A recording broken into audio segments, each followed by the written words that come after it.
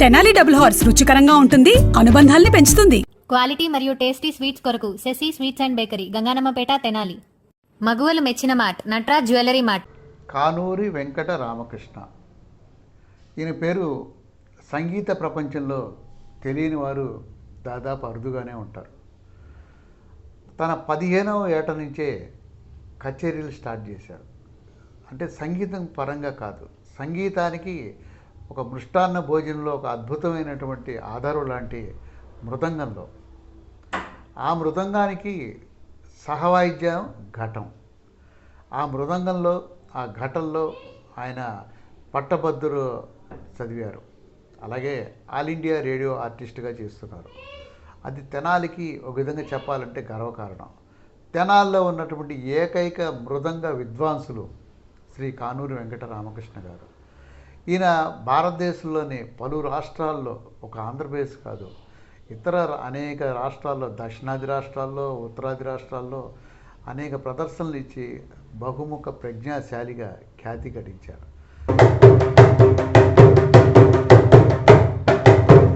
వాస్తవానికి చాలామంది ఈయన ఉన్నత విద్య కూడా చదివారు. బీఎస్సీ కంప్యూటర్స్ చదివి ఉద్యోగ అవకాశాలు, ఉపాధి అవకాశాలు ఉన్నప్పటికీ కూడా సంగీత కళామ తల్లి యొక్క ప్రాముఖ్యతతో, ఆమె మీద మమకారంతో, సంగీతం మీద అభిమానంతో ఈ మృదంగంలో ఆయన ప్రత్యేకంగా నేర్చుకొని తన 15వ ఏట నుంచే మృదంగాన్ని కూడా ప్రాక్టీస్ చేస్తూ కచేరీలు ఇస్తూ చాలామంది విద్యార్థులకు ఆన్లైన్ క్లాసెస్ ద్వారా కూడా మృదంగిస్టులుగా తీర్చిదిద్దుతున్న ఘనత ఏకైక వ్యక్తి తెనాల్లో శ్రీ కానూరి వెంకట రామకృష్ణ గారు.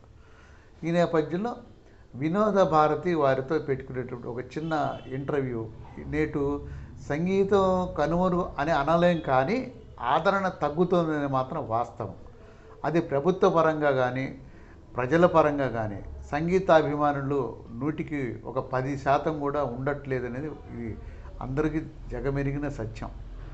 ఈ నేపథ్యంలో సంగీతానికి, ప్రత్యేకించి మృదంగానికి పూర్వ వైభవం తీసుకురావాలని కసితో ముందుకు వెళ్తున్న వ్యక్తి శ్రీ కానూరి వెంకట రామకృష్ణ గారు. వారితో వినోద భారత ఒక ప్రత్యేక ఇంటర్వ్యూ మన పాఠకుల కోసం మీరు వినండి. నమస్కారం రామకృష్ణ గారు. నమస్కారం అండి.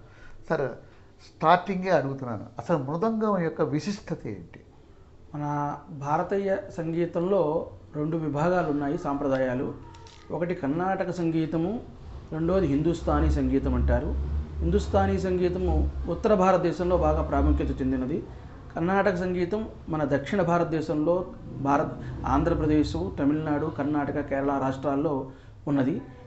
ఈ నేపథ్యంలో ఈ మృదంగం యొక్క ప్రాముఖ్యత ఏమిటి అంటే గాత్రం, వయలిన్, వీణ, ఫ్లూటు ఇట్లాంటి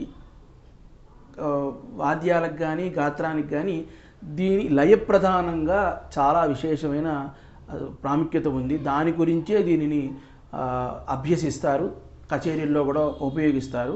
అదేవిధంగా నాదస్వరంతో పాటు డోలు అని ఉంటుంది. ఆ డోలు వాద్యాన్ని కూడా, ఇవి చర్మకట్టు వాయిద్యాలు అంటారు. అంటే ఇది కర్ర చర్మంతో కలిపి చేస్తారు. ఈ కర్రని దొలిచి వారుగా చేసి ఈ విధంగా ఏర్పాటు చేసి ఈ చర్మాన్ని కుట్టి పెట్టి వీటి ఎడమని కుడిమని వ్యవహారం చేసి వీటిలో నుంచే నాదం ఉద్భత్తి అవుతుంది. ఇది మన ప్రాచీనంగా దీనిని విఘ్నేశ్వరుడు, గణపతి, నందీశ్వరుడు ఆ రోజుల్లో తుంబురుడు, నారదాది వారు పాడుతున్నప్పుడు వాయించిన పురాణ వాక్కు ఉన్నది. ఆ తర్వాతగా మన సంగీత త్రిమూర్తులైన త్యాగరాజాది దీక్షిత, శ్యామశాస్త్రి వీరు, వారికన్నా ముందు రామదాసు, అన్నమయ్య, నారాయణ తీర్థులు ఇత్యాది వాగ్గేయకారులు పరంపరలో వారు ఈ సంగీతాన్ని అభివృద్ధి చెందే మార్గంలో నడుస్తున్నప్పుడు వాళ్ళతో పాటు ఈ వాద్యాన్ని కూడా చాలా విశేషంగా వాయించినట్టు మనకి పురాణం హిస్టరీ చెప్తోంది. ఇప్పుడు దీని ప్రధానమైన లయ వాయిద్యంగా పరిగణించవచ్చు. ఈ మృదంగం కనుక నేర్చుకున్నట్టయితే, మృదంగం అనే కాదు, దానికి కారణభూతమైన సంగీత ఇవి కూడా, ఉపాధి అవకాశాలు అనేవి ఎలా ఉన్నాయి ఆంధ్రప్రదేశ్లో? ఒకప్పుడు దీనికి ఆదరణ రాజుల కాలంలో, జమీందారుల కాలంలో ఉన్నమాట వాస్తవం.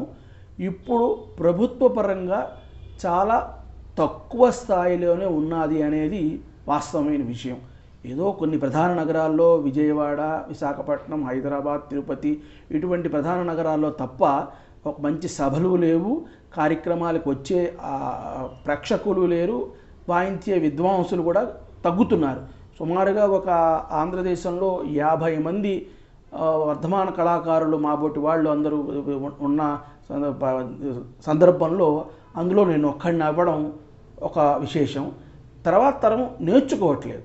ఆన్లైన్లో కొంతవరకు ఇంట్రెస్ట్ చూపిస్తున్నారు కానీ నేర్చుకోవట్లేదు. ఉపాధి అవకాశాలు అంటే ప్రభుత్వం మటుకు దీన్ని పట్టించుకుంటే ఇప్పుడున్న ప్రభుత్వ కళాశాలల్లో కానీ, మ్యూజిక్ కాలేజీల్లో కానీ, స్కూళ్ళల్లో కానీ, గురుకుల పాఠశాలల్లో కానీ ఎక్కడైనా సరే చక్కగా దీనిని వేద పాఠశాలలలో కూడా దీనిని ఇంట్రడ్యూస్ చేస్తే ప్రభుత్వం కానీ కొన్ని స్వచ్ఛంద సంస్థలు కూడా ఇంట్రడ్యూస్ చేస్తే చక్కగా నేర్చుకుందికి మంచి అవకాశం ఉంటుంది. ఉద్యోగ ప్రధానంగా దీన్ని నేర్చుకునే విధానం మటుకు ఏమీ లేదు. ఈ మృదంగానికి, ఈ కళకి భవిష్యత్ అనేది ఎలా ఉండబోతుందని మీ అంచనా? నిజంగా చెప్పాలి అంటే ఎక్కడో ఉన్న అమెరికా సంయుక్త రాష్ట్రాలలో దీని ప్రాముఖ్యత విపరీతంగా ఉన్నది. విపరీతంగా నేర్చుకుంటున్నారు, విపరీతంగా అక్కడ ప్రదర్శనలు జరుగుతున్నాయి. ఒక డాలాస్ నగరం, సియాటిల్, కాలిఫోర్నియా, మీకు తెలియదేమో చాలామందికి, ఆరాధనోత్సవాలు క్లీవ్లాండ్ అనే ప్రదేశంలో ఆరాధనోత్సవాలకి మన ఇండియాలో ప్రధానంగా చెన్నై నగరం నుంచి వందలాది మంది వెళ్ళి ప్రదర్శనలు చేస్తుంటారు.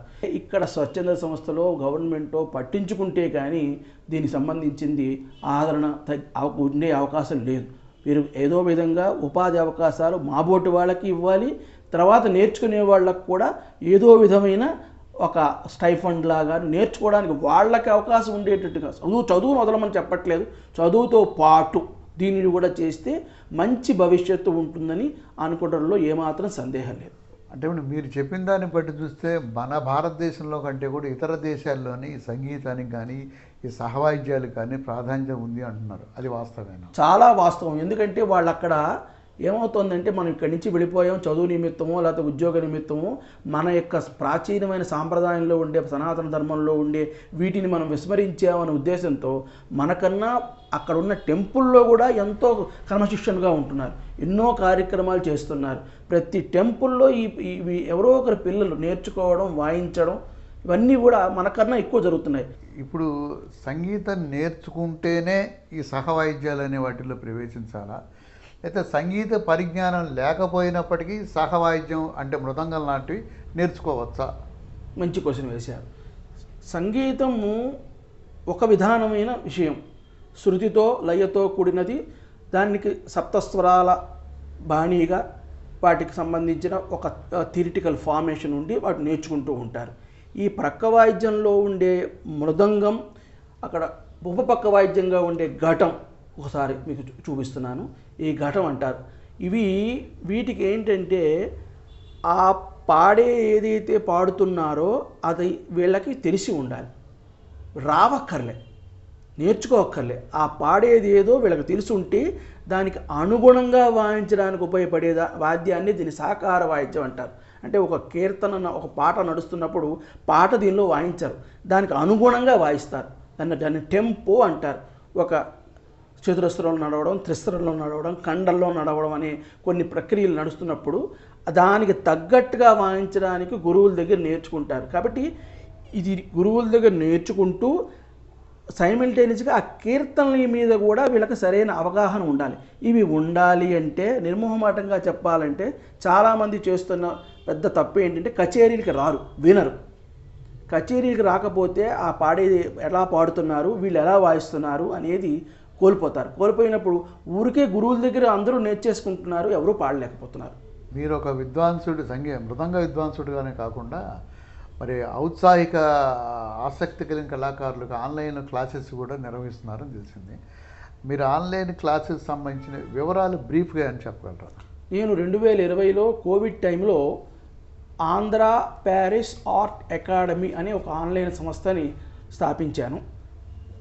దాని ద్వారా ఇప్పుడు సుమారు నాకు ఆంధ్రదేశంలో వేరే మన అమెరికా దేశాలలో 10-15 మంది శిష్యులు ఉన్నారు, నేర్చుకుంటున్నారు.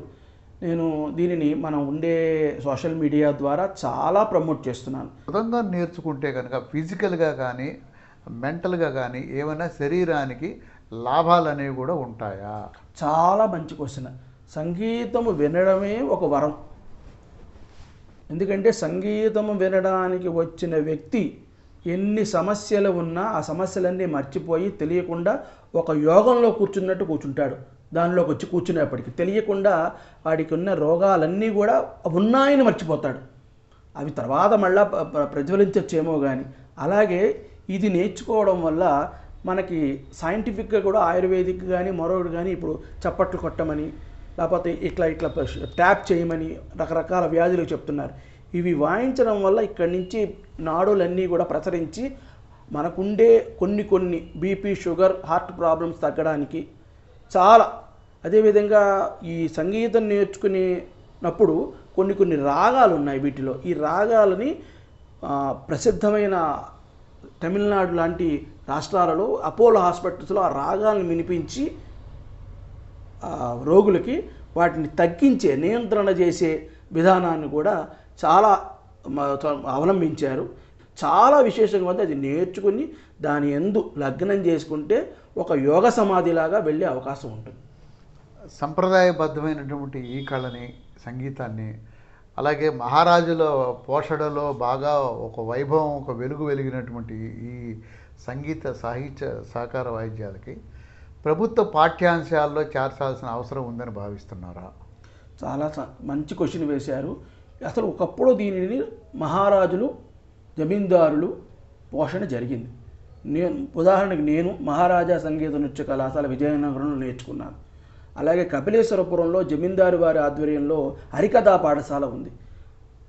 కానీ ఇప్పుడు ఏమైందంటే ఆ రాజులు కనుమరుగయ్యారు, జమీందారులు కనుమరుగైన సందర్భంలో దీనిని ప్రభుత్వ పాఠ్యాంశంగా తప్పకుండా మన ప్రభుత్వ స్కూళ్ళల్లో, ప్రైవేటు స్కూళ్ళల్లో కూడా ఈ పాఠ్యాంశాన్ని గురుకుల పాఠశాలల్లో పెట్టవలసిన ఆవశ్యకత ఉంది.